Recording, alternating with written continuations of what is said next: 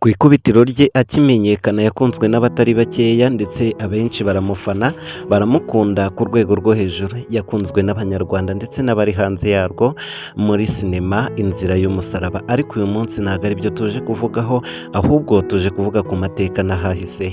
Guhaye ikaze mu kiganiro, njye nitwa Nsabimana Jean Bosco, nkugezaho ibiganiro byaba ubusesenguzi bw'abakinnyi ba filime ndetse n'ubusesenguzi bwimbitse ku makuru yose aba yagiye abera hirya no hino mu Rwanda. Icyo ngusaba ucyumva kino kiganiro, ndagusaba kugahanda kuri ako gapfunsi kabanza, maze nimba wishimiye kino kiganiro ukaza gukanda subscribe. Uyu munsi wa none impamvu turi kwibanda ku bijyanye n'abakinnyi ba sinema ni ukugira ngo babandi nahaye amahirwe yo gukina film cyangwa se babandi nahaye amahirwe yo kuzamura impano zabo badacika intege, babashe kumva ibyo bagenzi babo bakunda uyu munsi banyuzemo ndetse n'ibyo baciyemo, mu rwego rwo kugira ngo nabo bashikame kandi bahatane cyane kugira ngo bazabe abo bifuza kuba bo. Uyu munsi wa none nuza kumva kino kiganiro kikarangira, kiraza kuguhugura cyane. Uyu munsi wa none nimba ufite amahirwe yo gukina filime cyangwa se ushaka kuzikina, ndaguha kandi andi mahirwe ya nyuma mu rwego rwo kugira ngo tuzamurane twese nk'Abanyarwanda. Uraza kunyandikira kuri WhatsApp kuri iyo nimero iri aho hasi kugira ngo mbashe kugufasha. Nguhaye ikaze, iyi ni Kamatoki TV Entertainment. Uyu musore wamenyekanye nka Cyusa muri iyi filime Inzira y'Umusaraba yakunzwe n'abatari bakeya. Reka turebe amateka ye yahahise. Mu mwaka w'2010 uyu musore yagerageje kuzamuka muri filime yitwa Bamenya. Ubwo yegeraga uriya Bamenya, yamusabye amafaranga 50,000 by'amanyarwanda kugira ngo abashe kuba yakina muri filime ya Bamenya. Uyu musore bitewe n'uburyo yavukiye mu muryango ukennye, yagerageje gushaka amafaranga, ariko ayo mafaranga ntiyayabona yo kwinjira muri iriya filime, birangira atayikinyemo. Uyu musore muhahise he yari umusore wifuza kuba hanze y'igihugu, cyane cyane ngo muri Leta Zunze Ubumwe za Amerika.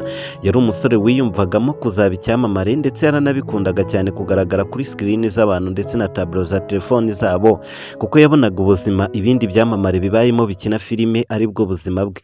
Yaharaniye kugera kuri bino bintu, gusa mu mwaka w'2014 yagerageje nanone kujoininga filime ya Stimade. Sinzi impamvu uyu musore yageragezaga filime zikomeye cyane kuba arizo ashaka kwinjiramo.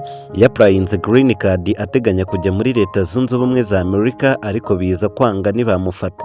Uyu musore wakundaga gukina sinema cyane, urugendo rwe rwari urugendo ruteye gute? Ni nk'uko nabikubwiye, maze kukubwira filime ya mbere yagerageje, ariko nanakubwiye n'iya kabiri ya Stimade yifuzaga kwinjiramo.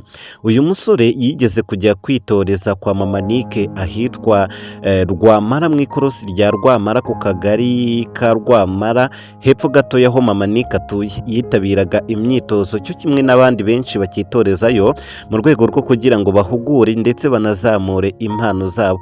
Yiyandikishije atanze amafaranga 20,000 by'amafaranga y'u Rwanda. Yifuzaga kuzaba umwe mu bakinnyi ba sinema bateye imbere ndetse cyane.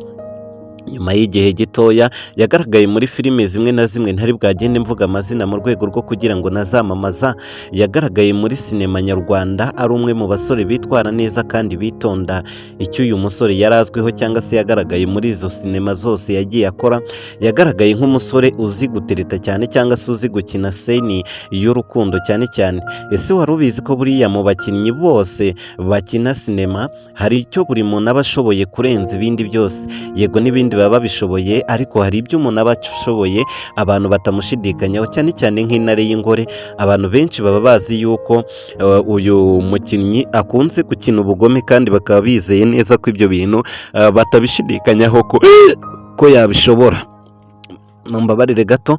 Hanyuma mu mwaka w'2015 ubwo hashutingwaga filime cyangwa se ubwo hari hamaze iminsi hahitinga filime yitwa Amarira y'Urukundo, yagaragayemo Fabiola Manzi ndetse n'abandi. Iyi filime yaje gukundwa n'Abanyarwanda batari bakeya, yinjiza angana na miliyoni 10 ndetse n'ibihumbi 700 by'amafaranga y'u Rwanda hafi mu mezi abiri. Iyi ni imwe muri filime zakunzwe, aho yari yarashowemo amafaranga makeya cyane.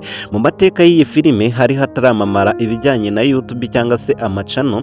Iyi filime yacurujwe mu buryo busanzwe bwo gucuruzamo amasede ndetse iza guterwa inkunga n'umunyamahanga. Ubwo Fabiola wanditse iyi filime yashyiraga hanze ikiganiro muri umwaka wa 2024 ubwo yakoreshwaga na Chita, yavuze yuko iyi ari imwe muri filime zabunguye. Icyakoza cyo ngo ubwa mbere bayishutinga bateranyije inkunga nk'uko twakwishyira hamwe turi abantu 10 buri wese akagenda azana udufaranga dukeya mu rwego rwo kugira ngo tubone umukameramani.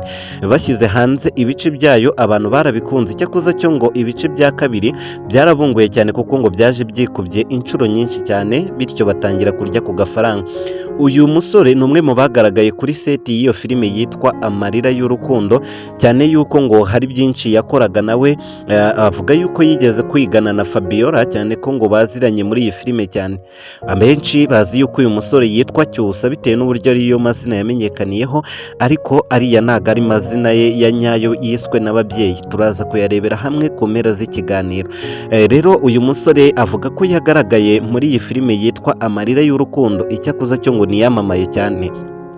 Uyu musore rero yakomeje kugerageza amasinema menshi atibagiwe ndetse na komedi z'abastari. Avuga ko yigeze kugerageza kwinjira kwa Kiramani kera ataraba umusitari, ariko ngo biza kwanga.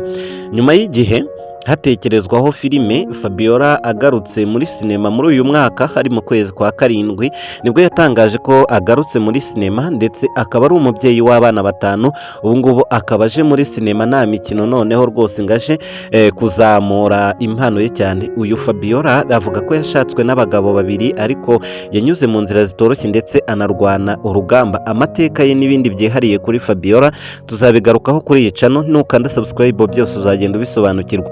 Tuzavuga kuva ku mukinnyi wa mbere kugeza ku mukinnyi wa nyuma mu bakinnyi bose bakora sinema mu gihugu cy'u Rwanda, kugira ngo mugende mumenya amateka yabo ndetse n'ibigwi byabaranze n'ububi cyangwa se n'ubwiza bwabo, byose tuzajya tugenda tubigarukaho muri rusange. Ubwo Fabiola yahamagarwaga na nyiri iyi filime Inzira y'Umusaraba. Uyu nyiri iyi filime Inzira y'Umusaraba nubwo atari ye gusa, n'abagabo 2 bateranyije bashyira hamwe amafaranga bagwiza ubushobozi bwo kugira ngo bashutinge iyi filime. Bateganyije ko bagomba kuzana abastari ariko bakubura uburyo bwa kera bwakinwagamo filime, aho babaga bagaruka ku mateka. Nureba neza iyi filime uzasanga ishingiye kuri za filime za kera, cyane ko uwayanditse ari we wanditse Amarira y'Urukundo, Gira Amata n'izindi filime nyinshi mwagiye mukunda muri benshi. Ubwo batekerezaga iyi filime bamaze kuyandika, cyane ko bari bamaze kwandika season ya mbere, bundi bari bateganyije ko iyi filime izagarukira ku bice 30 ikaba ari season ya mbere. Icyakoze cyo babonye ikunzwe bakomeje kuyikina, cyane ko ubu ngubu nta muntu n'umwe uzi ngo iyi filime bari gukina ubu ngubu izagarukira hehe. Nyuma y'ibyo ngibyo rero bakomeje kuyitekerezaho, umushinga barawupanga barawuzuza, bahitamo abakinnyi icyo bita casting, bakomeza gutoranya, bazana Fabiola, bahita bamutekereza mu ntare y'ingore, bahita bamutekereza mu Marira y'Urukundo, bahita bazana intare y'ingore. Mbega basa nkaho bazanye system bakoresheje kera ubwo izo filime zatwikaga. Baratekereje cyane, bareba sinema uburyo ihagaze mu Rwanda, bareba n'icyo bakora, bahita bazana uburyo bwa set ya kera mu rwego rwo kugira ngo barebe nimba byafatisha. Cyakuza cyo biza kubahira barafatisha. Nibwo Fabiola yabagiriye inama, bageze kuri uriya mukinnyi witwa Cyusa, hari hatekerejwe abakinnyi benshi bashobora kuba bakina iyo role, ariko Fabiola arababwira ati nyamara uriya musore witwa gutya mumuzanye ndabizi neza role nk'izi ngizi za romantique aziyumvamo kandi ziramubereye cyane. Ubwo rero niko kumuhitamo, baramuzana baramuganiriza, mbega bavugana n'umushahara ku nshuro ya mbere bazatangira kubahemba, cyangwa se cyo bavugana ko umushahara uziyongera ubwo iyo filime izaba yabashije kwinjiza amafaranga menshi cyane. Nuko batangira kubipanga. Cyusa ni umwe mu basore batagiraga imyenda myinshi y'abasirimu, icyakoza cyo bitewe n'uburyo yaragiye gukina role avuye mu mahanga cyangwa se avuye muri Leta Zunze Ubumwe za Amerika, uko yagiye abona amafaranga ahembwa n'abariya bahagarariye iriya filime, bagiye yiteza imbere nyine mu buryo bufatika, akajya agura imyenda, amashaneti mu rwego rwo kugaragara kugira ngo agaragare nk'umukinnyi waturutse aho ngaho.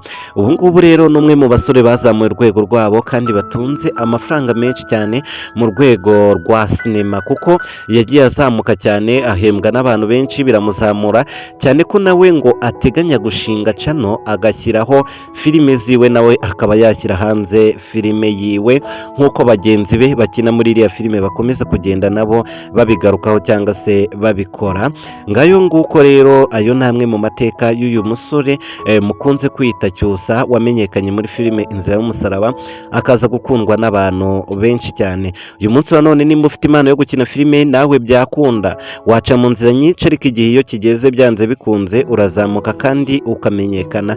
Nyandikira kugira ngo ngufashe kuri nimero yanjye ya 0720 unyandikire kuri WhatsApp nimba nawe ufite iyo mpano yo gukina filime, ukaba wumva wazamuka nk'uko abandi bose bazamutse bikabateza imbere. Uri umwe nawe mu bagira ayo mahirwe, kuko nawe amahirwe agarukiraho. Nishimiye ko wumvise ikiganiro cyanjye, nimba twabanye kuva gitangiye kugeza kirangiye. Uri umuntu mwiza cyane, icyumweru cyiza kuri wowe, Imana iguhe umugisha, kandi subscribe kugira ngo utazacikwa n'ibindi biganiro.